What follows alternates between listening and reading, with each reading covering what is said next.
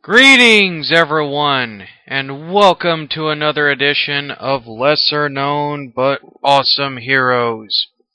And today, I'll be talking about another character that I was introduced to through Justice League Unlimited.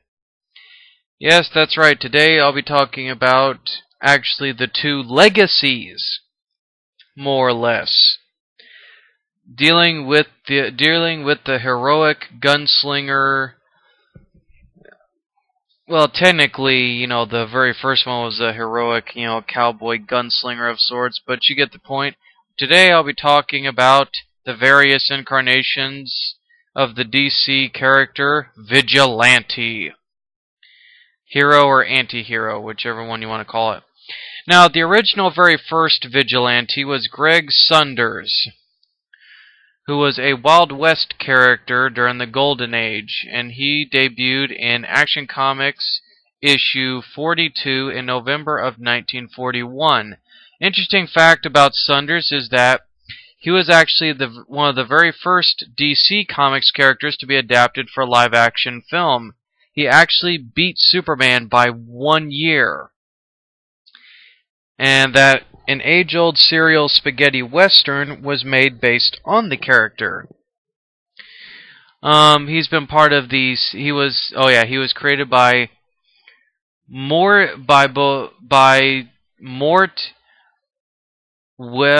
Wessinger and Mort Meeskin, and he was part of the All-Star Squadron and the Seven Soldiers of Victory. He is a master marksman and in peak physical condition and is an experienced hand-to-hand combatant. And then there are other vigilantes such as Adrian Chase, Alan Wells, and Dave Winston. And then there was Pat Trace and Justin Powell and Dorian Chase. And Adrian Chase was debuted in New Teen Titans Annual number 2 in 1983. Wells as the Vigilante was in Vigilante number 20 in August of 1985. Winston was Vigilante 28, April 86. Trace was Deathstroke the Terminator number 6 in April of 92.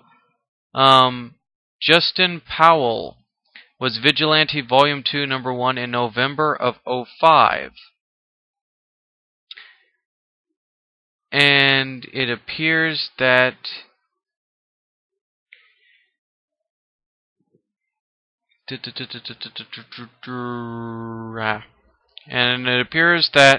Chase, or both Chase, I'm presuming it's Adrian Chase, was created by Marv Wolfman and George Perez, and that he had an affiliation with Checkmate.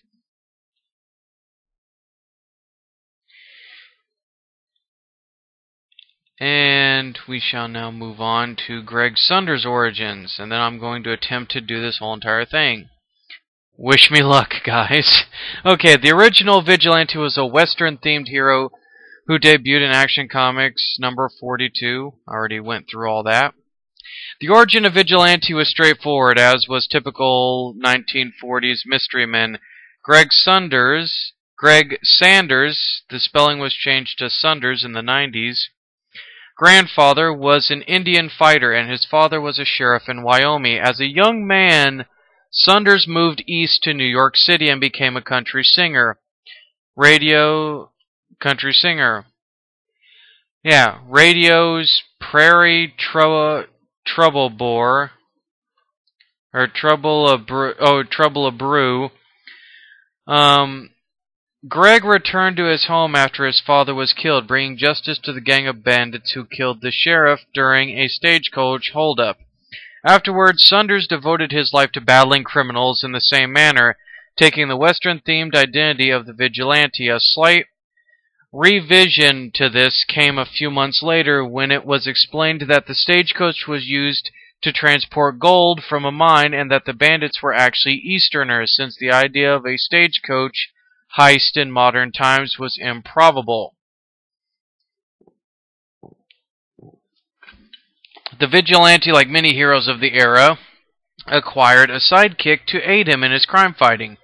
Stuff, the Chinatown Kid was introduced in Action Comics number 45. He assisted the Vigilante when a Japanese spy known as the Head framed Stuff's grandfather for provoking a Tong War. Stuff was murdered by the dummy.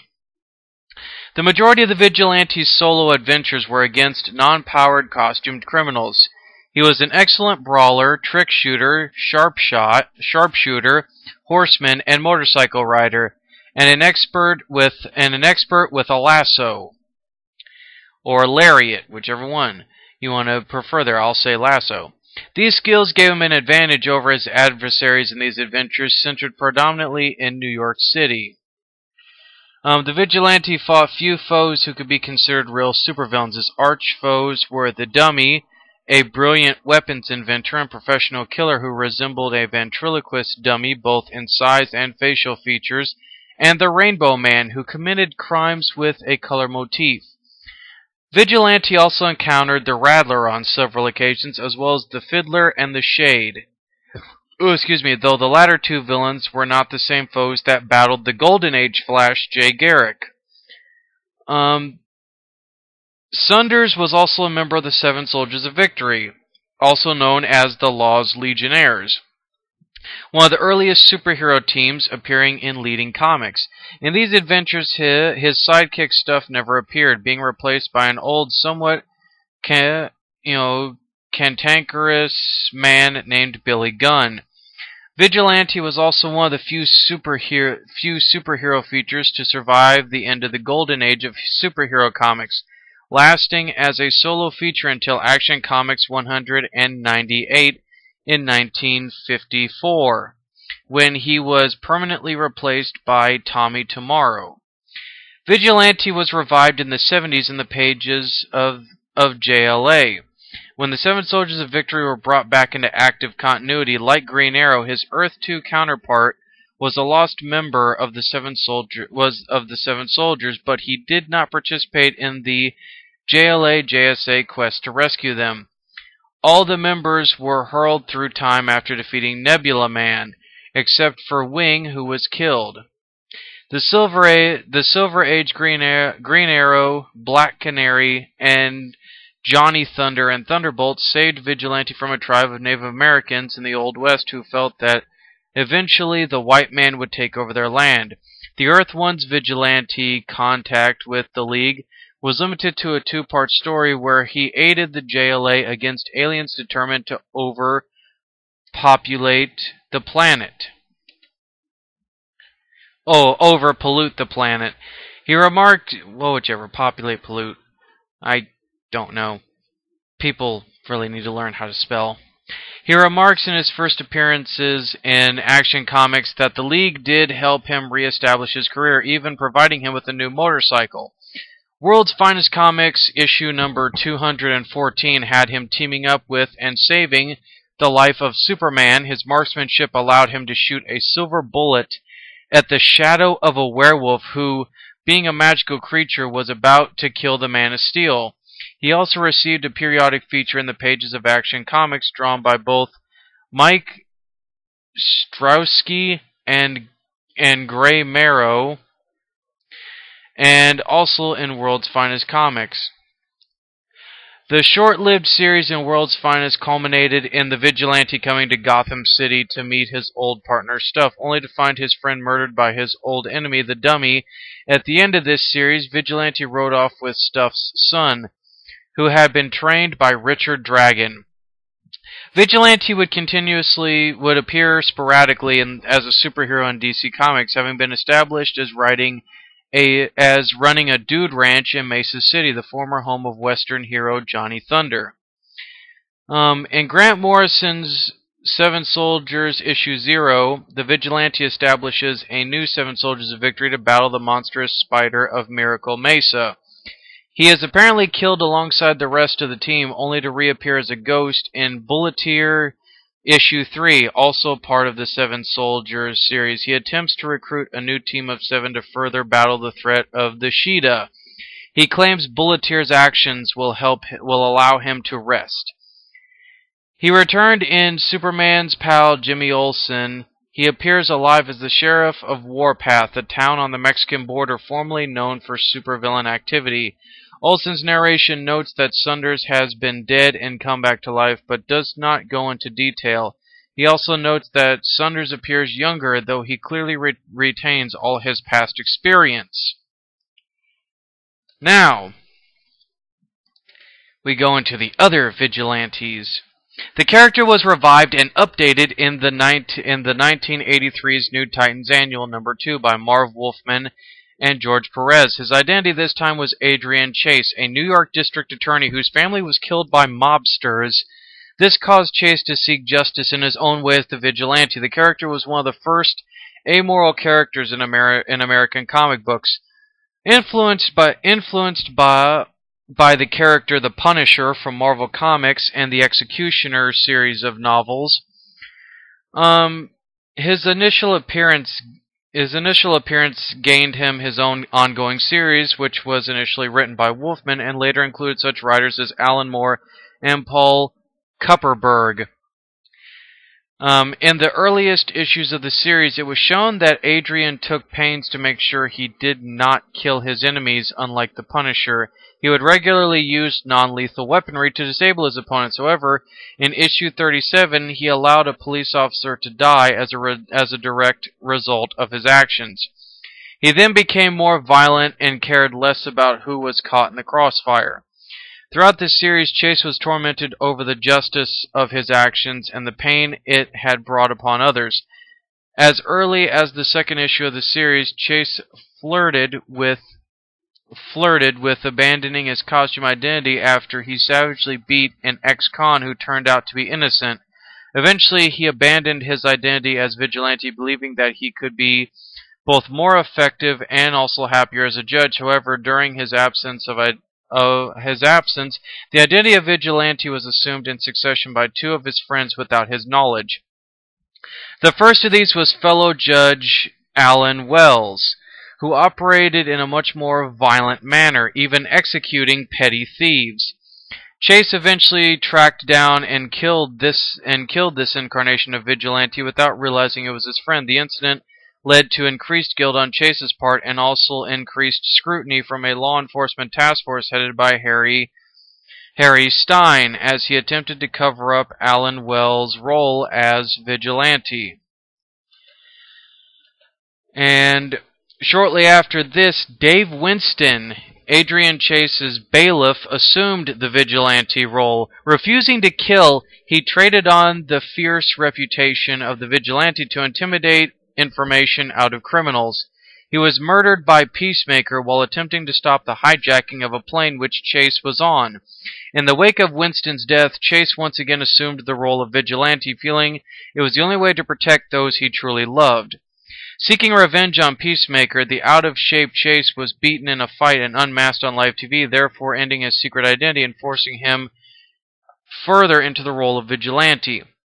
As the series progressed, Chase became even more conflicted over his role as vigilante, the violence he engaged in, the harm he caused to those around him.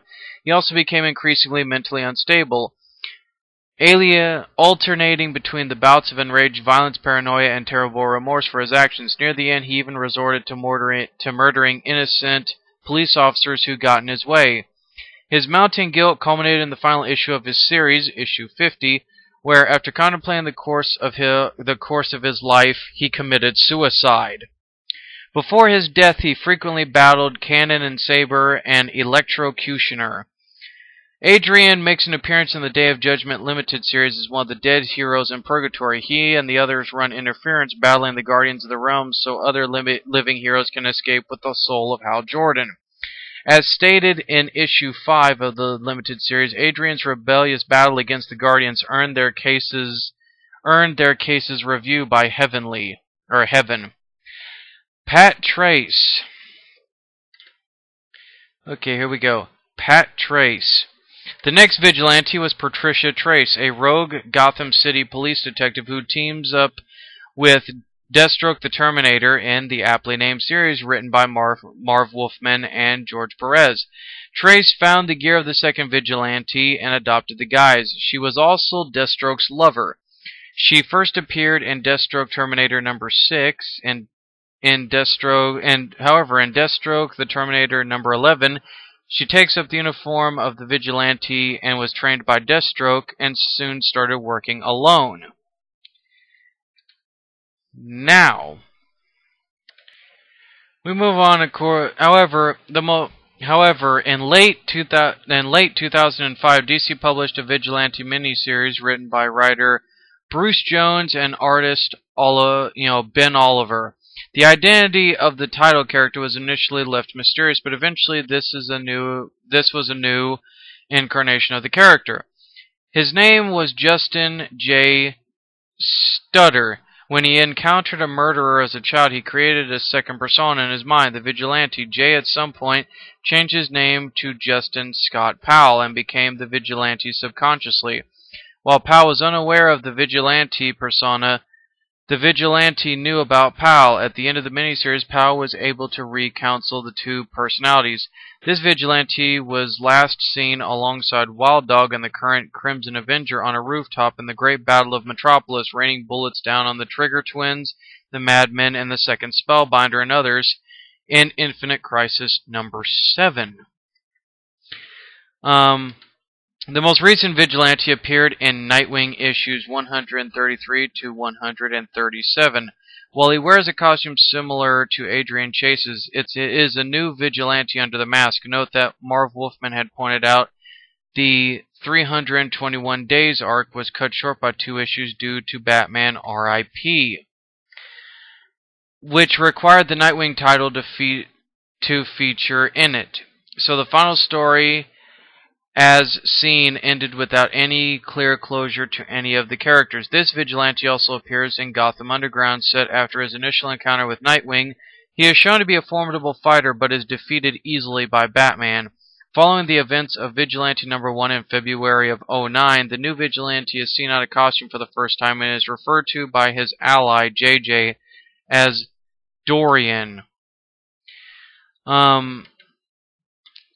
He initially operates under the identity of Joe Flynn, a small-time crook with a rap sheet, but it is later revealed that the real Joe Flynn is dead. Dorian has the technology to graft another person's face to his own, and his assistant changes the police record so his fingerprint and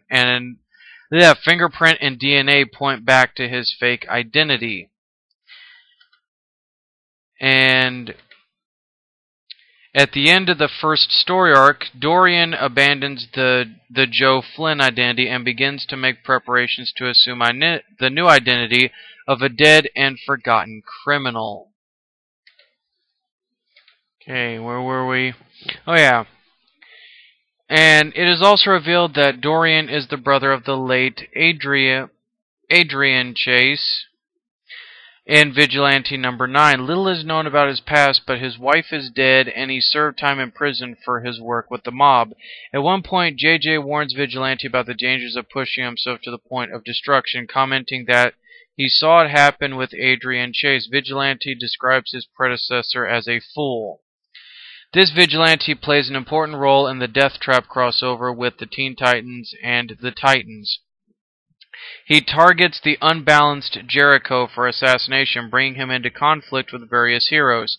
Vigilante succeeds in tracking down Jericho, but having promised Rose Wilson not to kill him, instead gouges Jericho's eyes out to stop him from using his powers. Vigilante has been operating unseen in Europe for several years before moving back to the US and going after local mobs and criminals. And that's about it, guys. That's actually... yeah, that's it for Vigilante, guys. Yeah, I gotta say, the second legacy is a lot darker. And they almost seem to border on anti-hero-ish to, like, very neutral. But anyway, guys, that is Vigilante. That's the lesser known on Vigilante. And while not the most well-known character, still pretty badass and pretty awesome. No different from any of the others featured on this segment. So stay tuned.